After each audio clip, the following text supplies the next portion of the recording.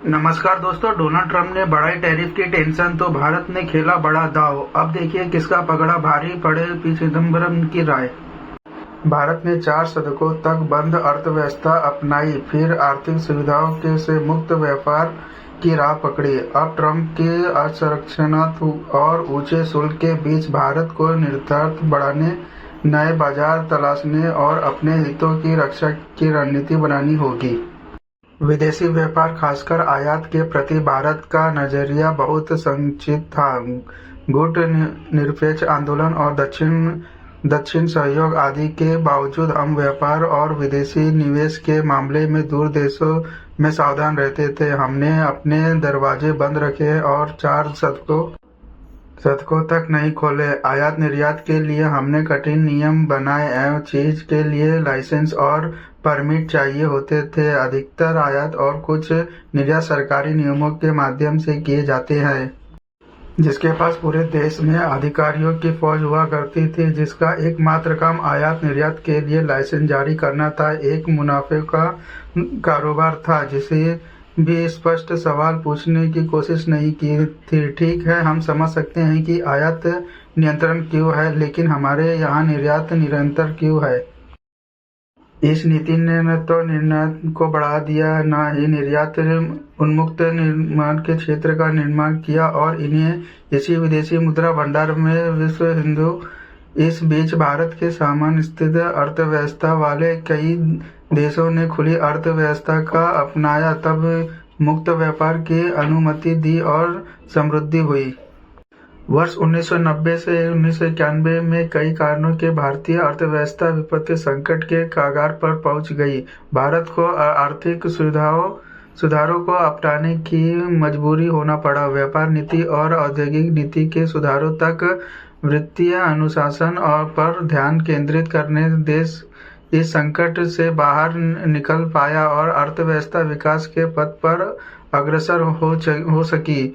हमने निःशुल्क काम किए। वर्ष 2013 तक औसत 12% तक काम कर दिया गया और गैर शुल्क बाधाओं को भी दूर किया। भारत ने निःशुल्क और व्यापार को लेकर सामान्य समझौते GATT पर हस्ताक्षर किए। विश्व व्यापार संगठन का सदस्य बना। हमने मुक्त व्यापार समझौता पर भी हस्ताक्षर किए। हम विश्वास के साथ कह सकते हैं कि देश के लोगों ने स्वीकार करके कि एक खुली अर्थव्यवस्था हो।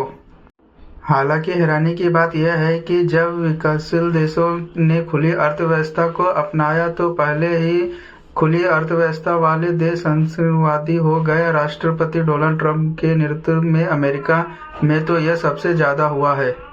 अस्थायी संकट को टालने के उपाय करने की बात तो समझ में आती है, मगर संरक्षणवाद को आधिकारिक आर्थिक नीति का दर्जा देने अलग बात है। ट्रंप बिना किसी संकोच के उच्च शुल्क, अपराध उपयोग, आयात को हस्त करने के में देश के साथ संतुलित व्यापार करने पर पक्ष है और अमेरिका कंपनियों को अमेरिका के बाद अपने कारखाने न लगाने की धमकी देते हैं। उन्हें लगता है कि निःशुल्क लगाने में वेतन माह चाहे परिणाम हालांकि कर लेंगे। उन्होंने नीति निर्माण में अरबपतियों मॉडल अपनाए हैं, जैसे रिपब्लिकन झुकाव वाले राज्यों में फायदा पहुंचाना। कनाडा ने नेताओं को प्रति पूर्वाग्रह, झूठे तर्क जैसे कि अमेरिका अर्थव्यवस्था अब यह के लोगों के लिए रोजगार पैदा नहीं करती है और विचित्र दावों की उच्च शुल्क का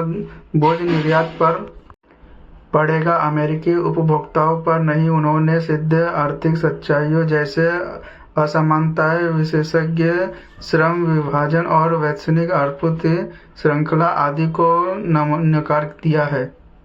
ट्रंप इस बात पर अड़े हुए हैं कि अमेरिकी कंपनियों को विनिर्माण वापस अमेरिका लाना होगा। वे इसे उत्पादक की सफेद वापस कहते हैं।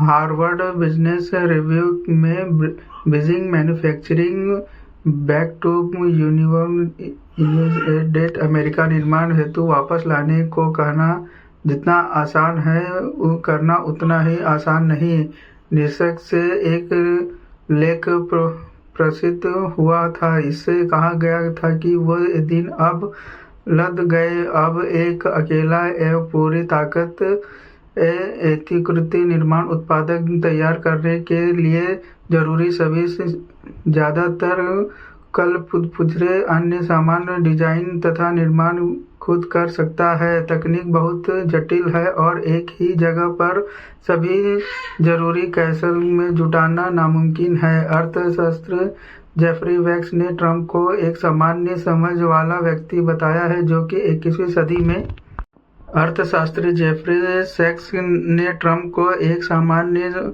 समझ वाला व्यक्ति बनाया है जो कि 21वीं सदी में निर्विघ्न के अटकलों के समझ सकते हैं और न कि समझ सकते हैं। ट्रंप ने निःशुल्क हथियार बनाने उन देशों को पुरस्कृत किया है जो झुक गए, ऑस्ट्रेलिया, इंडोनेशिया, जापान, दक्षिण कोरिया, और उन देशों को दंडित किया है जो अपने रूस पर कायम है, Canada, France, Britain, Brazil. Bharat तब तक अनिश्चित श्रेणी में था। अब तक कि ट्रंप ने स्टील, एल्युमिनियम और तांबे पर भारी निःशुल्क नहीं लगा दिया और भारतीय वस्तुओं पर 50% का आधार शुल्क कुछ छूट और विलंबित प्रभाव के साथ लगाया, जिसमें रूसी तेल खरीदना पर जुर्माना भी शामिल था। भारत ने जवाब दिया, हम आवश्यक कदम उठाएंगे।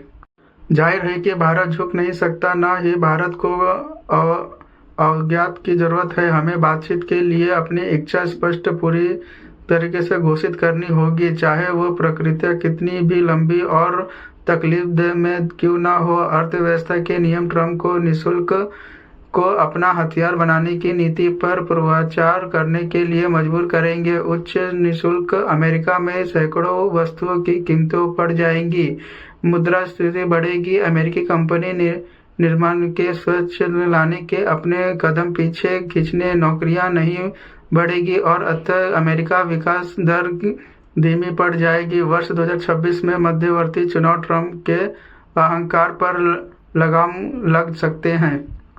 इस बीच भारत समिति निर्यात उत्पादकों और समिति निर्यात बाजारों वाला एक आलसी निर्यात नहीं बन सकता है। इसे निर्यातकों पर धीरे धीरे बढ़ने नियंत्रण को खत्म करना होगा। हमें अपने उत्पादकों का दायरा बढ़ाना होगा। हमें सक्रिय रूप से नए बाजारों की तलाश करनी होगी जो 45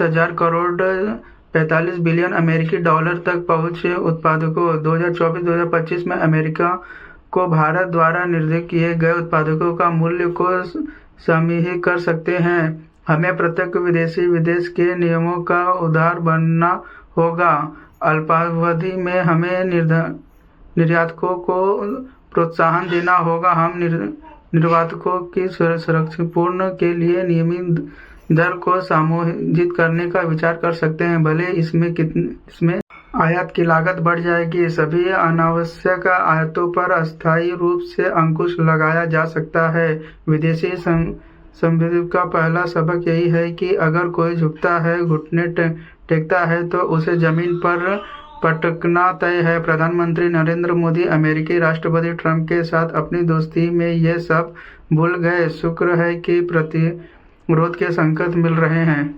भारत को अमेरिका को यह बताना होगा कि वह अपने रुख पर अड़ी रहेगा, अपने हितों की सुरक्षा करेगा, निष्पक्ष व्यापार के लिए रास्ते खुले रखेगा तथा बातचीत और समझौते के लिए हम तैयार हैं, चाहे प्रक्रिया कितनी भी कठिन क्यों न हो।